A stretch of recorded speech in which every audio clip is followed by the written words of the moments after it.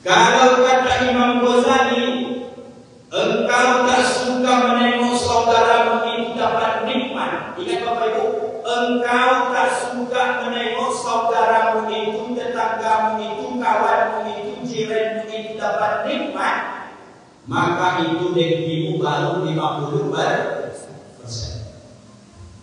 Apa yang ada sama orang tak ada sama dia, tak tenang lagi dia dalam hidup itu. Nafas pun sudah mulai sesak, tidur terganggu, selera makan pun hilang, mati rajin dan sudah sungguh luar biasa. Hatimu sedang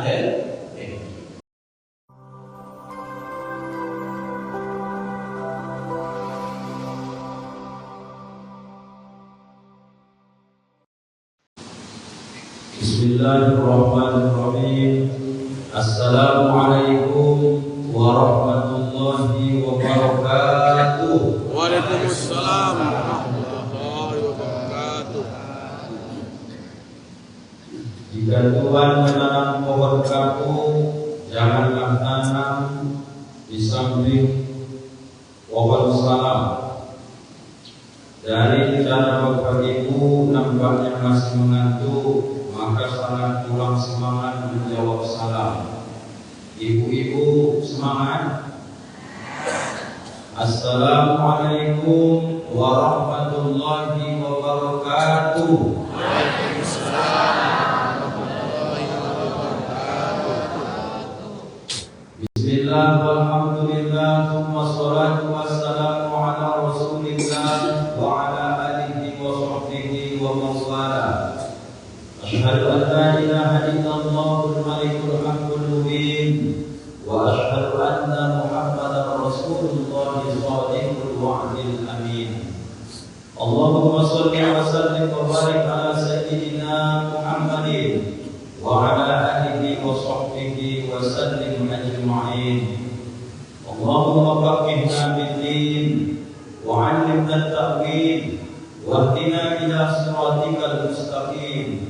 Amin walhamdulillahi rabbil alamin. Yang sama-sama kita hormati dan kita muliakan para alim, para ulama. Hadir bersama kita Bapak Ibu pada subuh ini, guru-guru kita yang mulia, Wan Nurul Mursyid juga turut hadir, dan seluruh para alim, para ulama kita, ketua gerakan sholat subuh berjamaah, Abang Ganda, Ustazna, Dr. Ibnu Desman, SKG MPDI, dan seluruh rekan-rekan sahabat dakwah, terutama pejuang-pejuang subuh ini. Kita doakan semoga para pejuang-pejuang ini dipanjangkan Allah dan Allah barakahi umurnya. Amin ya rabbal alamin.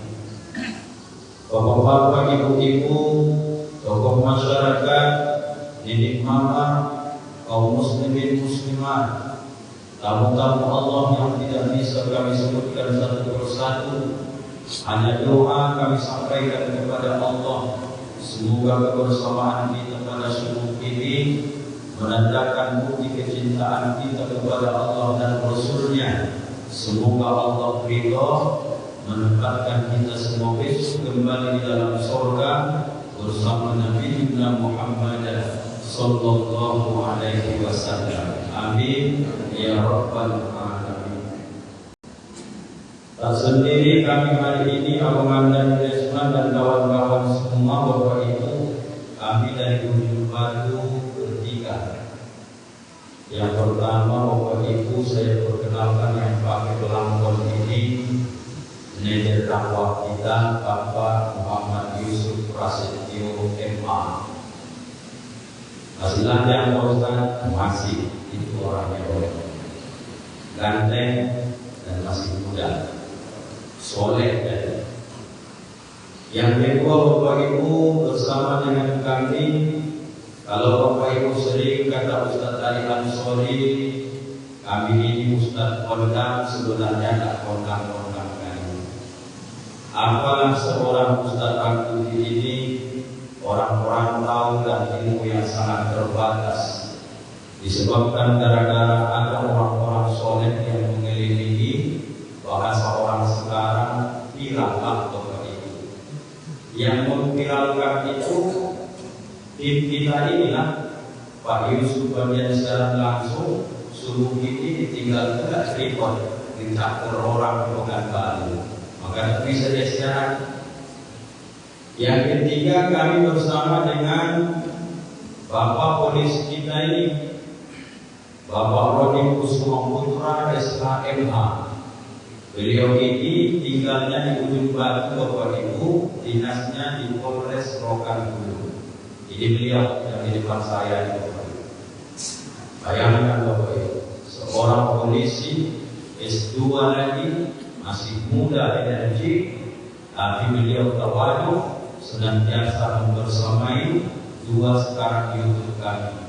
YouTube saya ada di kaca mobil, UJR channel, subscribe, like, and share. Itu yang pertama.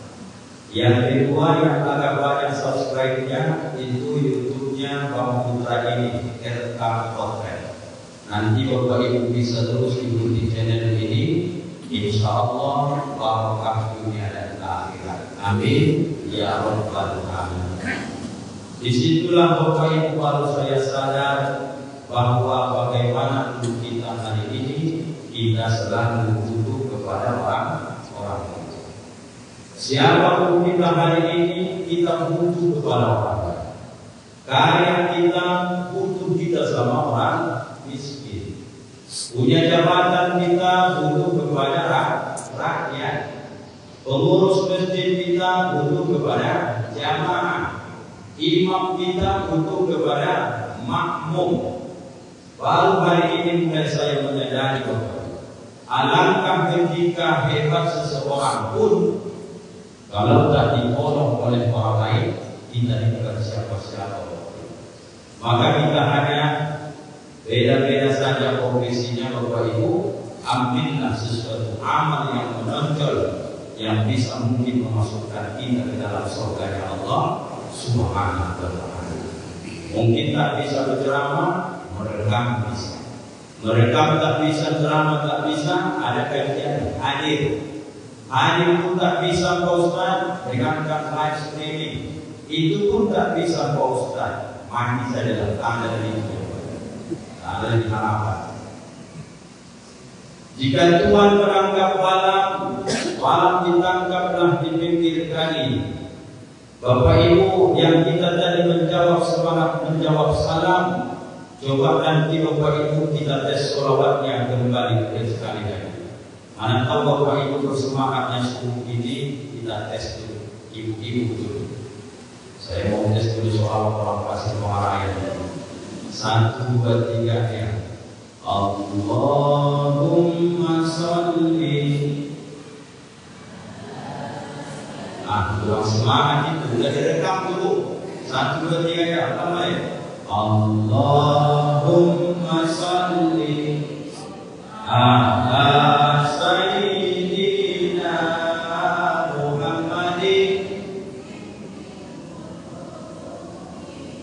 wa dawaiha. Semangat tuh.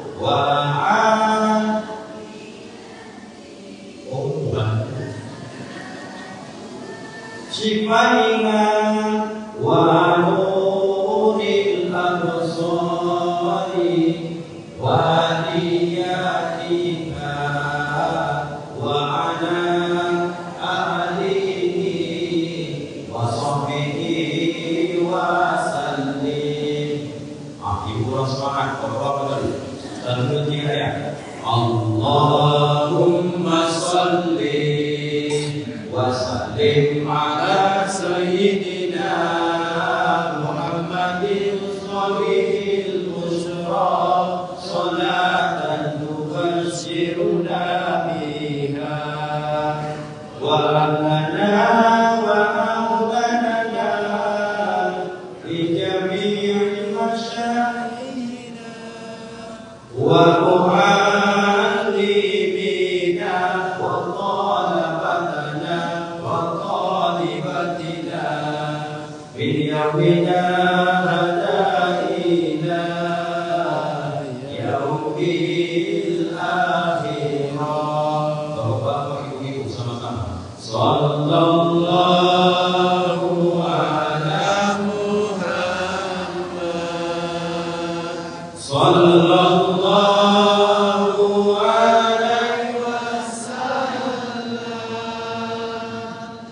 Sallallahu ala Muhammad. Sallallahu alaihi wasallam. Ya Nabi salam alaika. Ya Rasul salam alaika. Ya Rafiq salam alaika. Salawatullah alaika. Terima kasih Bapak Ibu. Apa kabar Ibu? Sehat? Alhamdulillah. Bapak-bapak sehat? Alhamdulillah. Doakan semua Bapak Ibu masuk surga semua besok. Amin. Mudah-mudahan lebih cepat yang ceramah ini dan masuk surga dari Bapak Ibu. Amin. Amin. Kaji kita Bapak Ibu pada subuh ini ada sebanyak 5.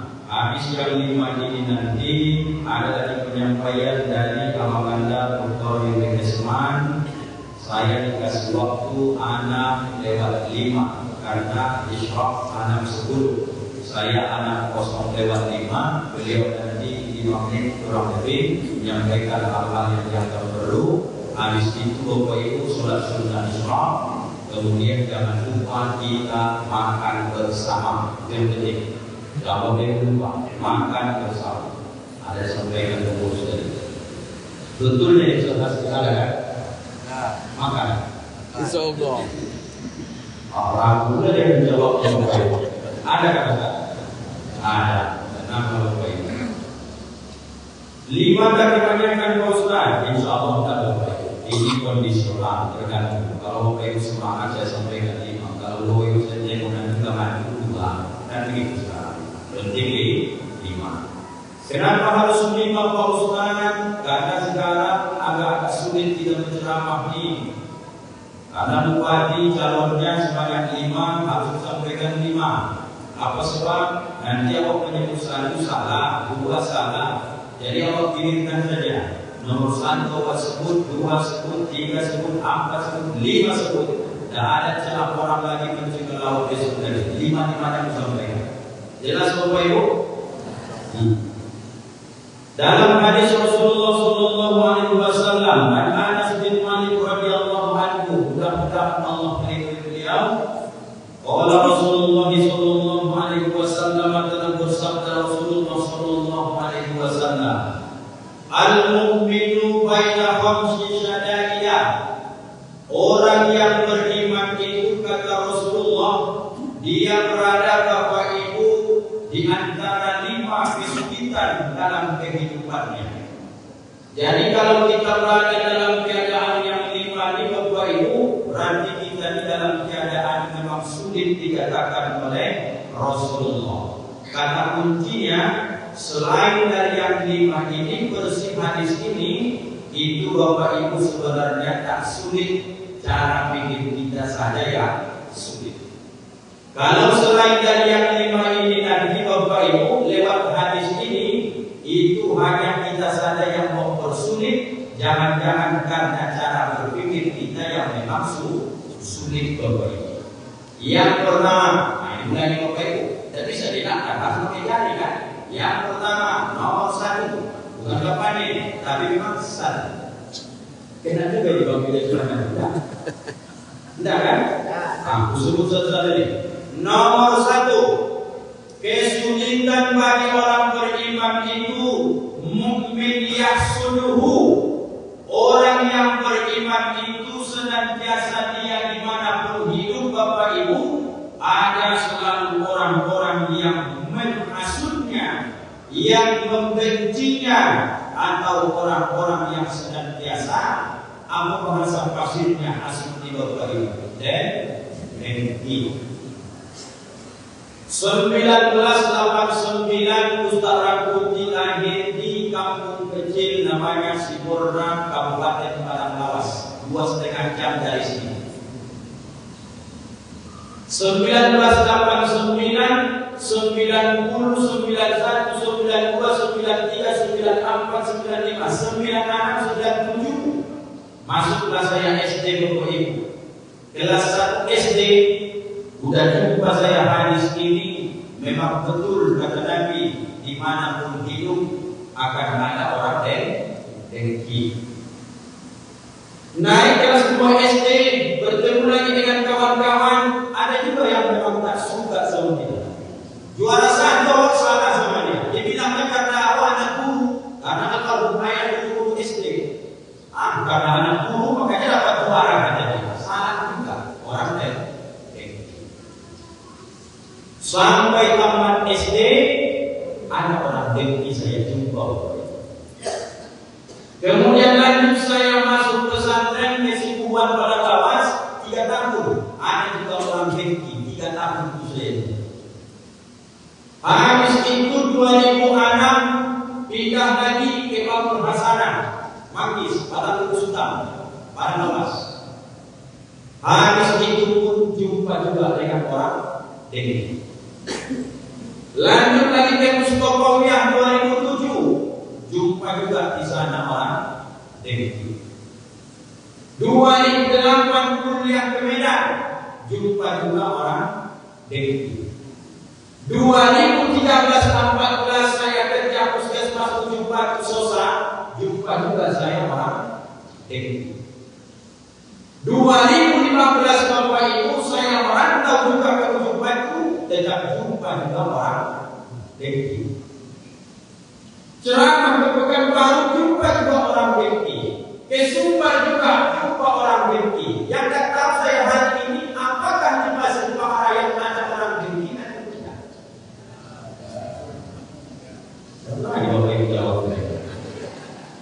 Di Pasir Paharayan ini ada nggak orang dengki atau tidak?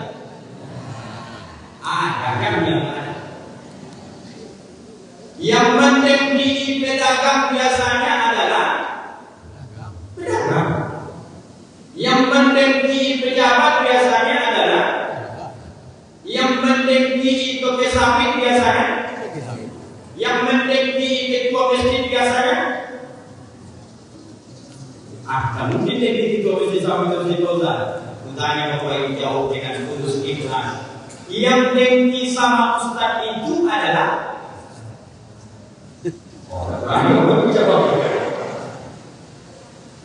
yang dengki itu biasanya karena satu frekuensi, satu level, dan itu dianggap saingan. Ini sudah menjadi problem dalam kehidupan.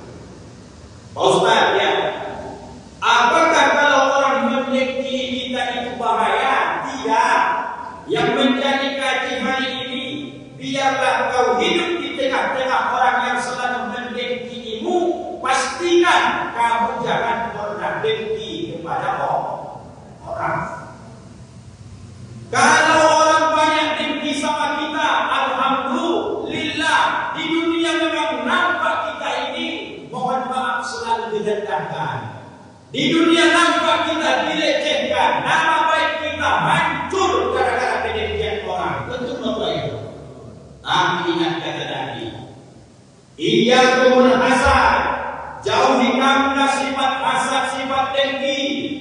Fa innal hasada, maka sesungguhnya penyakit dengki itu yaqulul hasanat, dia akan memakan pahala-pahala kebaikan. Kama taqulun narul hatab, sebagaimana api melahap kayu bakar. Ada, mohon maaf Bapak Ibu, kayu sudah mulai takut, kemudian datang di sinar matahari kering, Bapak Ibu sulut pakai api, habis kemudian tungku tadi terbakar, kemudian datang pula angin ditiup, habis. Kalau ditanya orang, mana kemarin ada tungku kayu di sini? Orang akan berkata, tidak pernah ada di sini tungku kayu. Ada, kata ibu ini, tak ada. Mana yang paling diterima? Bahwa ketika dia melihat tak ada, dia akan bertahan tidak ada. Begitulah orang-orang yang rajin sholat, begitulah orang-orang yang rajin nikmat, yang sudah berangkat haji, berangkat umrah, yang sering berzikir kepada Allah, tapi tak bisa hati bersih dari penyakit hasad, dan suka menengok orang lain dapat nikmat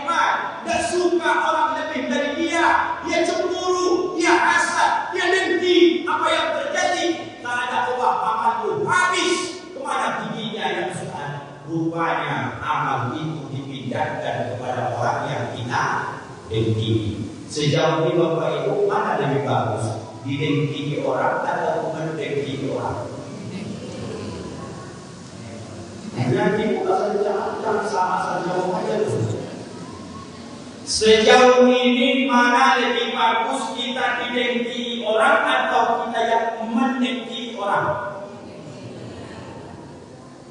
Jadi mulai hari ini yang sudah rajin sholat subuh, asal jumpa orang mendengki, cukup kau bilang saja, dengki aku dong, bisa begitu? Allahu Akbar. Tapi Bapak Ibu yang dimuliakan Allah, orang akan berpikir hari ini, dengki itu Pak Ustaz menyakitkan. Asal ada yang berubah sama aku tak suka dia. Rajin aku ke masjid karena masalah dulu tak baik. Orang itu cemeh, orang itu bisik-bisik. Sakit hatiku Pak Ustaz. Demi Allah, biarkan saja dia sedang mendengkimu, karena dia sedang mentransfer pahala ke kita. Alhamdulillah. Jadi Bapak Ibu, ada dua tingkat dengki ini rupanya. Yang pertama kata Imam Ghazali, dengki itu 50% dan dengki bisa menjadi 100%. Oh, bisa juga begitu Pak? Bisa Bapak. Jadi bukan saja amal yang bisa Pak 50%, 100%, bukan Bapak Ibu. Dengki pun bisa. Bapak Ibu mau nggak biasa tahu bagaimana cara mendengki orang level 50 dan 100? Mau? Kalau nggak mau, Bapak Ibu sudah jelaskan bulan kita tadi. Mau nggak Bapak Ibu? Mau nggak supaya mau terjadi? Kalau kata Imam Ghazali, engkau tak suka menengok saudaramu itu dapat nikmat. Ingat Bapak Ibu, engkau tak suka menengok saudaramu itu, tetanggamu itu, kawanmu itu, jiranmu itu dapat nikmat, maka itu dengkimu baru 50%. Apa yang ada sama orang tak ada sama dia, tak tenang lagi dia dalam hidup tidur, nafas pun sudah mulai sesak. Tidur terganggu setelah makan pun hilang. Mati rajinnya sudah sungguh luar biasa. Hatimu sedang dengki. Kata Imam Ghazali, kau tak suka menengok saudara beriman, 50% sudah ada dengki dalam hati. Bagaimana Pak Ustaz mengkomplitkannya supaya 100%? Kata Imam Ghazali, wa hubbu zawaliha, engkau suka dan bahkan kau berusaha supaya nikmat yang diterima saudaraku yang tak kau suka tadi, wa hubbu zawaliha, kau akan suka ketika nikmat itu hilang dari padanya. Sengaja dia Pak Biasman sholat hajat tahajud malam ini, berbulan-bulan tak tinggal tahajudnya. Gara-gara apa? Gara-gara tetangga baru beli motor. Itu salahnya. Apakah doa dia Allahumma inna nas'aluka salamatan fid din wa afiyatan fil jasad? Nah itu lagi doa dia. Doa dia kepada Allah, dia angkat tangannya. Ya Allah, aku tahu yang orang ini orang baru di Pasir Pamarayan belum lama tinggal. Petantang ku tengok, banyak petang tinggal di sini. Mentang-mentang ada duit, tahunya aku kredit yang mobilnya itu ya Allah. Apalah masalah sama Bapak Ibu kalau kredit. Tapi memang dasar dengki itu. Karena aku tahu mobil itu kredit ya Allah. Aku tahu dia kalau beli kebun sawit 2 hektarnya di daerah sebelah sana kayak di sana. Ya Allah, kirimkan orang-orang yang beninja supaya jangan panen sawitnya itu. Kalau sawitnya tak panen, tak bisa dia angsur kredit mobilnya. Dan kalau tak bisa dia angsur leasing akan datang menarik dan hilang nikmat itu. Baru nanti tidurku kembali ya Allah. Amin kata dia. Itulah doanya tahajud Bapak Ibu. Ada Bapak Ibu seperti itu dengki. Ada tidak? Karena waktu sama di masjid, Bapak Ibu bilang aja menyenangkan hati Ustaz. Tidak ada Pak Ustaz, tidak menyenangkan. Allah Akbar. Tapi ini real dalam kehidupan, begitulah orang di Bapak Ibu. Asing dan senang menengok orang dapat nikmat. Apalah salahnya kalau saya ini dikasih Allah nikmat? Ustaz pasti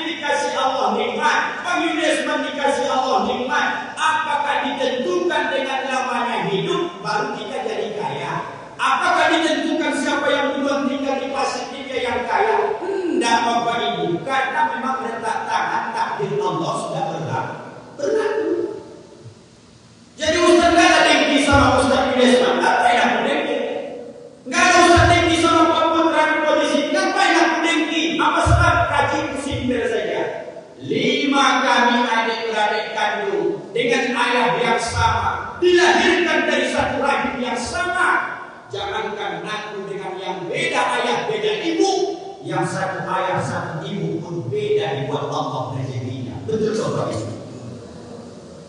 Padahal ayah kami sama, omak kami sama, tak sama rezekinya dibuat Allah. Saya alhamdulillah, itulah rezeki saya. Adik saya agak susah sedikit, itulah rezeki dia. Abang saya agak kaya sedikit, itulah rezeki dia.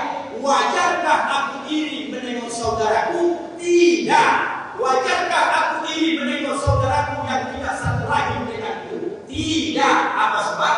Karena yang satu mohon maaf perut kelahiran pun dan sama dibuat Allah rezeki kita Bapak Ibu. Jadi bersihkan hati diri dari penyakit hasad, dari penyakit dengki Bapak Ibu. Bagaimana Pak Ustaz supaya bisa ini betul-betul bersih? Caranya apa Bapak Ibu? Gimana caranya Pak Ustaz? Terapi dulu hati ini. Asal saudaramu dapat nikmat, usahakan engkau ikut merasa bagaimana dia dapat nikmat itu. Begitulah gembiranya yang kita rasakan. Kalau di bawah hati yang bersih, itu tetangga pun enak tuh Bapak Ibu. Awas sudah puluhan tahun tinggal di pasir, jangankan beli mobil, rumah pun masih mewah-mewah. Datang anak kemarin, alhamdulillah bagus rezekinya. Baru menikah bisa dia beli mobil. Awak berkah di sini tak beli mobil. Tanam setan, jangan-jangan punya tuyulnya dia itu kesedihan. Aku sudah mengaji, percaya aku tuyul itu. Kalaulah hatimu bersih, rumah sakit umum Pasir Paharayan dari sini agak jauh sedikit. Kalau hati bersih bertetangga, saudaramu itu dapat mobil baru, mestinya kau juga ikut wajah bersih dan berdoa kepada Allah. Terima kasih ya Allah, tetanggaku sudah beli mobil. Bisa jadi nanti karena aku sudah tua, jam 3 menjelang subuh bulan asal uratku, tak perlu sibuk-sibuk mencari beca lagi simpang. Tidak ketok rumahnya, tolong antarkan aku ke rumah sakit umum Masjid malam hari ini. Udah berkah ini, tolonglah. Tak mungkin tetangga tak mau mengeluarkan mobil baru lagi. Dan Bapak Ibu kalau bersih hati, alangkah indahnya punya tetangga orang kaya. Tapi kalau hati busuk Bapak Ibu, itu gimana caranya supaya nikmat itu hilang? Asal keluar mobil itu kita ada Pak. Supaya bocor pada supaya rasa tetangga penting. Bapak Ibu, tantangan terberat orang beriman adalah dimanapun kau ibu bapak keluarga kau tinggal, maka orang ini akan senantiasa mencintaimu. Apakah semua orang Ustaz? Tidak. Tapi akan selalu kau bertemu dengan mereka. Tak percaya dulu ceramah seorang budi, baca hadisnya nanti Bapak Ibu. Dalam perjumpaan nanti ada orang budi, dalam masjid ada orang budi. Bapak yang ada tua-tua ini, kalau sering kopi dan tidak dibagikan, tidak berbeda ceramah. Kemanapun kita pergi, rupanya selalu ada orang yang mendengki kita. Itu nomor 1. Kalau 10 menit lagi Bapak Ibu, nomor 1 amat lagi, kencang lagi. Nomor 2, saya tak menyebut pilih nomor 2. Nomor 2 kajian ini, mukmin yasulu nomor 1, wa munafikin yaqtiluhu, akan kau bertemu tantangan orang-orang beriman, orang-orang munafik yang selalu memusuhi. Yang terkenal hari ini Bapak Ibu, orang munafik ini populernya cirinya ada 3. Dalam hadis Nabi itu ditambah 1 lagi, 3 tambah 1 4. Yang 3 ini banyak selamat, 1 ini banyak terjebak. Ayatul munafiqu salasun, tanda-tanda orang munafik itu ada 3. Idza hadatsa kadzaba, kalau dia bercakap ada selalu dalam cakap itu dusta. Hati-hati, jangan semua dicakapi kalau tak penting kali. Ada manusia di kadang kalau sehari tak bohong dia hitam selera makannya. Idza hadatsa kadzaba, itu ciri orang munafik. Wa iza wa'ada akhlafa, kalau suka dia buat janji, nanti habis berangkat suku mancing kita ya, oke berangkat. Tiba jam sekian ditentukan, ditelepon, jadi berangkat. Dan yang dimana satu dia, Nabi suka ingkar janji.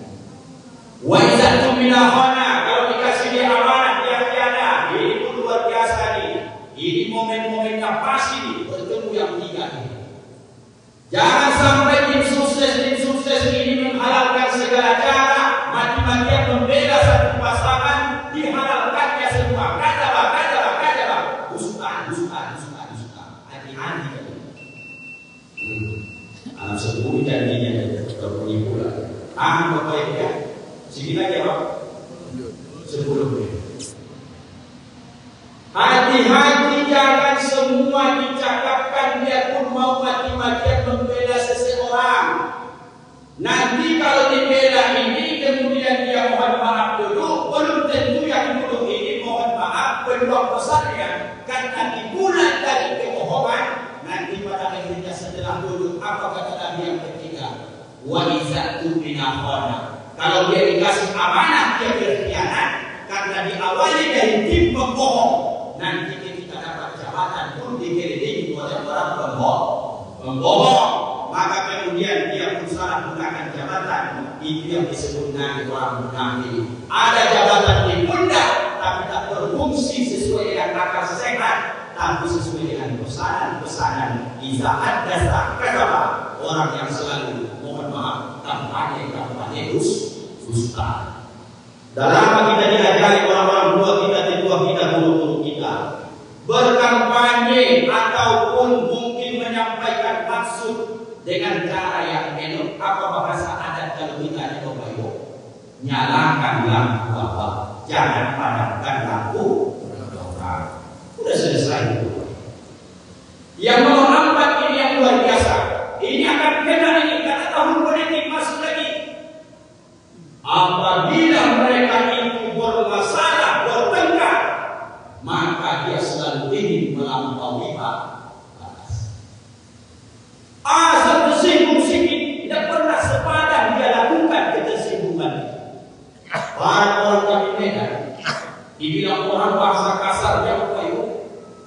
Kami, kata orang semuanya, dia malas. Apa kami? Sepadan. Tapi ada orang hari ini Bapak Ibu, kami kata orang dalam makna ejekan. Iya kata dia. Dan dibalasnya kambing itu disebut dengan ihsan. Itu perangai sifat Nabi. Diejek orang dia tak balas sesuai dengan ejekan karena dia tahu orang yang mengejek di sana itu bodoh. Saya tak mau ikut bodoh. Tapi Pak Ustaz diejeknya saya ejek sepadan. Boleh Pak Ustaz, kalau itu baru batas keimanan sepadan dia. Zalim dibalas dengan kezaliman. Mana yang semua orang beriman itu Pak Ustaz? Mestinya zalim orang balas dengan akhlak yang baik. Ketika orang membicarakan keburukan apa, jangan awak bicarakan keburukan dia balik. Bagaimana caranya Pak Ustaz? Kalau orang bicarakan keburukan kita, malah yang kita sampaikan adalah kebaikan orang itu supaya mati. Dijelek-jelekkan kita, pas giliran kita naik-naikkan namanya. Maju sendiri dia Bapak. Itu yang dilakukan oleh Nabi Muhammad SAW. Tak menceritakan sejarah tadi di Bapak Ibu kami masyhur. Berapa kali Nabi Muhammad masjid yang dibuka oleh orang Yahudi. Saking dia apa yang dilakukan Nabi? Datang Nabi menjenguk. Apakah ketika Nabi datang menjenguk kemudian dia caci maki? Walat kawan walat. Waktu sehat menunda hanya menjenguk. Sekarang kau sakit kau rasakan kan? Apa Nabi ngomong begitu Bapak? Tidak. Begitu Nabi datang, dia hanya menyuapkan makanan. Terenyuh hati Yahudi dan kemudian dia masuk ke dalam agama Islam. Sampai ke level iman awal seperti itu. Belum awal biasanya musim-musim politik seperti ini. Ingat, jangan terjerumus kepada orang munafik. Kalau yang tim sebelah sana sudah mulai ngecek, jangan kalau ngecek. Kalau tim sebelah sana mulai menjelek-jelekan, jangan ikut menjelek-jelekan. Jadi semara maksudnya Pak Ustaz. Mereka menjelek-jelekkan awak, malah awak perbaiki diri kita menjadi introspeksi diri, baru kemudian tidak apa-apa. Kejelekan mereka dia nanti akan kembali kepada diri mereka sendiri. Itu apa itu? Makanya penting memang usulan Kabinet Nabi harus adil calon-calon itu SSP akbar di semua supaya mereka enak sama besok siapa punya menang supaya enak pula SSP yang ngomong kan Bapak pemimpin awal itu beragam sholat subuh berjamaah karena ini pasti akan datang Bapak Nabi yang bilang wa munafiqin yang begitu orang-orang munafik yang akan memusuhi dia akan tetap akan berdatangan orang yang sakit hati orang yang mungkin tak tersampaikan aspirasinya itu akan berjuang dia menjadi mencegah dalam perjuangan kita. Dia akan menggunting dalam lipatan. Ditaruh di belakang menangkap dia. Ditaruh di depan menembak dia. Ditaruh di kanan mengikut dia. Taruh di atas menunjuk dia. Kapan baiknya Bapak Ibu? Ada baiknya Bapak Ibu yang ini. Lalu bagaimana nih Pak Ustaz? Kalau orang munafik kepada kita, biarkan saja itu urusan dia dengan Allah. Targetnya bagaimana kita semua sepakat orang mendengki kita biarkan saja penting awak jangan jadi orang mendengki. Biarkan orang munafik itu bertebaran, munafik berbuka dua, pura-pura manis di depan awak, tapi sebenarnya hati dia khianat ke awak. Biarkan saja, yang penting awak jangan jadi orang munafik. Ini Bapak Ibu tak semua disampaikan Nabi nasihat karena nampak ya dalam umat awal ini. Selain Bapak Ibu manusia ini sangat pandai dan memoles segala hal sehingga kadang-kadang yang halal bisa menjadi sama-sama, yang haram bisa dia halalkan. Yang penting perut kenyang dapat tujuan. Dua Bapak Ibu.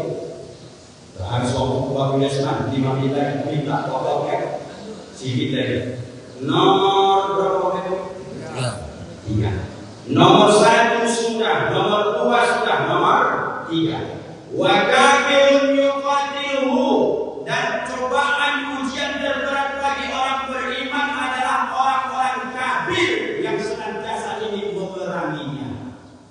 Perang secara fisik Palestina, Israel sudah nampak sampai detik ini. Orang pasti tak diperangi dengan fisik, tapi budaya sudah sampai hari ini. Membersihkan Bapak Ibu, awak baca-baca terus surah Al-Fatihah supaya awak kenali musuh awak ini. Siratal ladzina an'amta 'alaihim ghairil maghdubi 'alaihim waladdallin.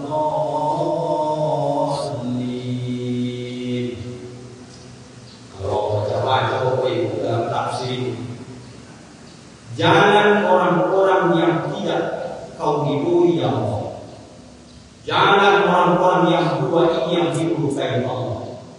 Disebut namanya dengan al-maghdub, yang kedua dhalin.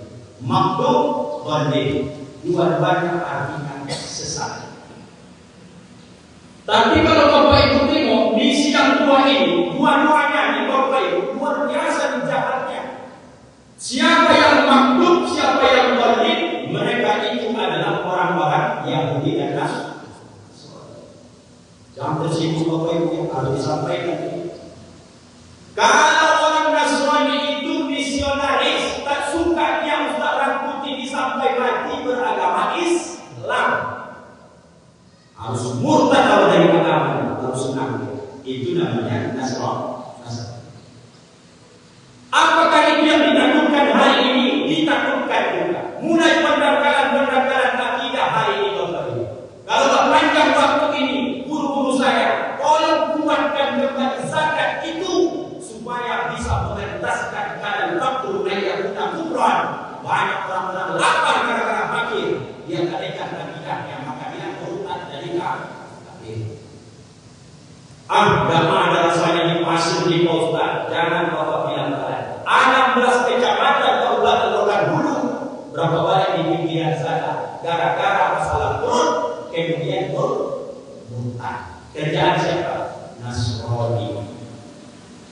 Tak usah kau pikir masjid lagi, tak usah kau ada dari yang penting sekali saja kita berangkat setiap bulan 20 km kilo beras. Yang penting ucapkan passwordnya. Cuma 20 kilo, mana bisa? Telur sepakat. Masih gede juga katanya. Tambahlah minyak goreng 2 kilo. Tiap bulan ya, tiap bulan. Oke, katanya. Bulan. Siapa ini? Orang-orang yang suka kenyang perutnya, yang duitnya banyak, maka kemudian dia sudah berusaha sukses. Apa kerjaan Yahudi? Kata Nabi, orang-orang kafir ini akan terus mengurangi musuh paling berat dalam hidup orang beriman. Apa misi orang Yahudi?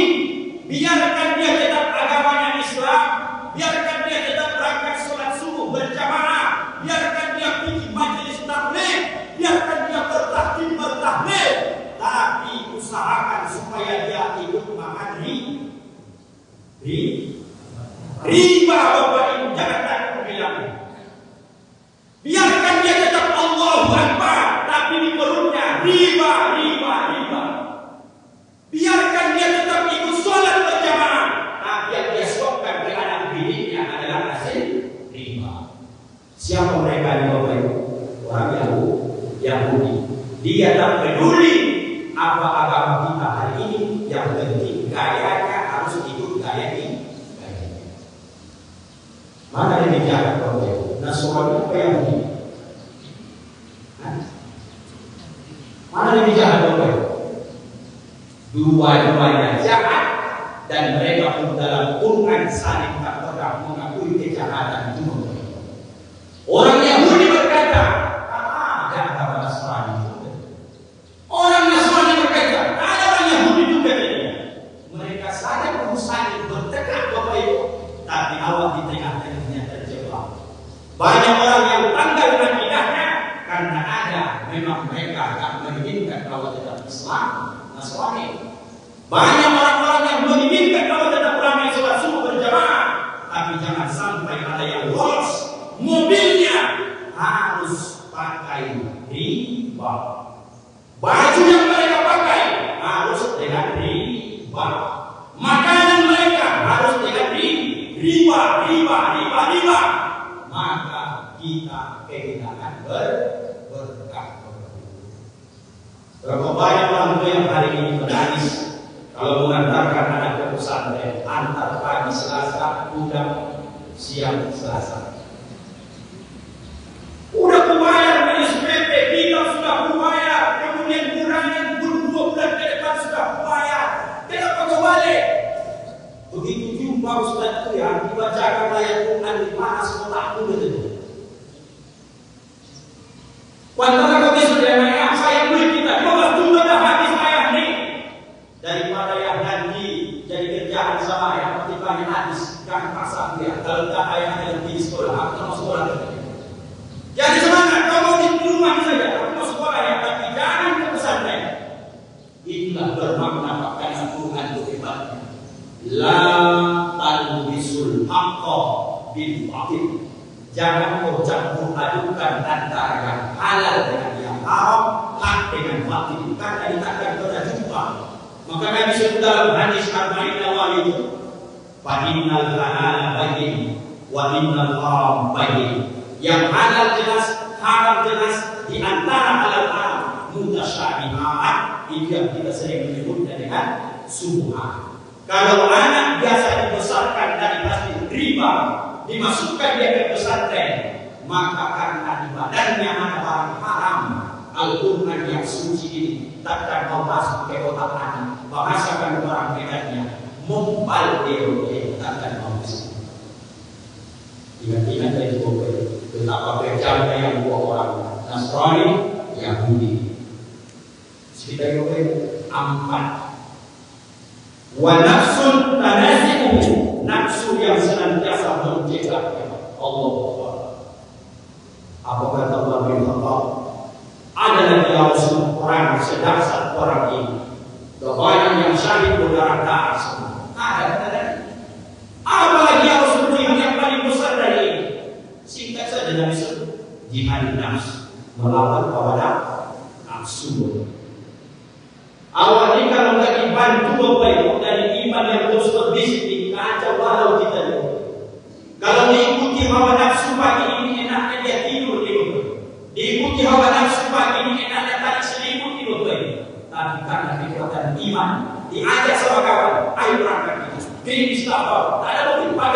berangkat juga. Allah Akbar. Rupanya ini nafsu luar biasa ajakan tentang orang beriman. Saya cuma kasih filosofinya ajakan guru kita begini Bapak Ibu. Nafsu awal ini Bapak Ibu. Tak ada orang seperti macam seekor kuda jantan yang sangat sehat. Larinya kencang karena sehat. Jadi kalau kuda jantan ini larinya kencang, badannya tegak, sebenarnya bagaimana Bapak Ibu supaya bisa melambatkan lari kuda ini? Jawabnya, pakaikan dia beban. Kasihkan dia delman, akan melambat larinya. Kasihkan dia beban tambah 2-3 kali beras, melambat. Kasihkan lagi dia nanti 2 ton, makin melambat. Apa maknanya? Nafsu kita ini liar, Bapak Ibu yang dimuliakan Allah. Lalu bagaimana supaya dia jinak? Supaya dia tidak liar begitu saja. Semua mau dimakannya. Karena hawa nafsu dia yang bisa menjinakkan dia, kasih dia beban. Apa bebannya supaya dia jinak Bapak Ibu yang dimuliakan Allah? Ala bizikrillah tatma'innul qulub. Bahwa dia kasih beban zikir. Kalau sudah dikasih dia beban itu, jinak dia. Udah mulai agak jinak dia, mulai lari dia lagi, kasih dia. Maka sering saya ingatkan Bapak Ibu, jangan sepelekan dia. Banyak orang menyepelekan sekecil apapun sunnah. Salah satunya habis sholat Bapak Ibu. Assalamualaikum warahmatullahi wabarakatuh. Assalamualaikum warahmatullahi wabarakatuh. Waktu yang singkat mungkin diceritakan bagaimana orang ditegur Nabi, bagaimana orang habis sholat selalu berangkat. Apa yang mau minta lagi sama Allah? Dan ada ketentuan lagi sama Allah. Paling tidak Bapak Ibu, siapa yang habis sholat fardu, dia bisa menyebabkan diri Subhanallah 33 kali, Alhamdulillah 33 kali, Allahu Akbar 33 kali, 33 kali 99 tambah satu lagi tahlil. La ilaha illallah dengan 100. Apa kata Nabi? Akan diampunkan dosanya biarpun sebanyak buih di atas lautan. Sekecil itu pun banyak menyepelekan. Membaca itu pun tak sempat dia. Kenapa? Nafsunya sedang lagi lari kencang, lihat yang hitam. Apa ruginya habis sholat itu udah zikir dulu, tapi kata nafsu jangan terlambat, kau nanti terlambat. Mau terlambat kemana? Rupanya sampai di teras dapat kawan kita ngobrol, habis kami zikir, kawan itu masih di teras. Lebih lambat dia di bawah. Bapak Ibu, sekecil itu awal baik sunnah-sunnah yang diberikan oleh Rasulullah. Komplit habis waktu nomor 5. Saya nanti nomor berapa? 5. Wa syaitanu yadilluhu, dan musuh terberat bagi orang beriman adalah setan yang selalu menyesatkannya. Setan. Mana itu lebih tua, setan atau jin? Bu, mana lebih tua, setan atau jin? Sama itu berbeda. Mana sama Bapak Ibu? Yang ada di Quran itu apa dalam surah An-Nas Bapak Ibu? Alladzi yuwaswisu fi sudurin nas minal jinnati wan nas. Mana lebih berbahaya? Jin yang asli yang tak nampak wujud atau jin jelmaan yang manusia? Kalau jinnya, setannya itu adalah yang tak nampak, bacakan ayat kursi. Kalau jinnya sudah bentuknya manusia, kursi itu dilemparkan akan digigit saking dekatnya dengan kita. Karena dia adalah setan jelmaan dari manusia.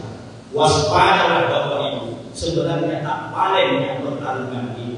Kenapa Ustaz bilang demikian menurut kaji kita? Kalau nampak setan itu menggoda awak, bisa tonjokkan kepalanya. Dia nampak awak tak nampak dia. Nah, ini memang permainan dia. Coba kalau datang yang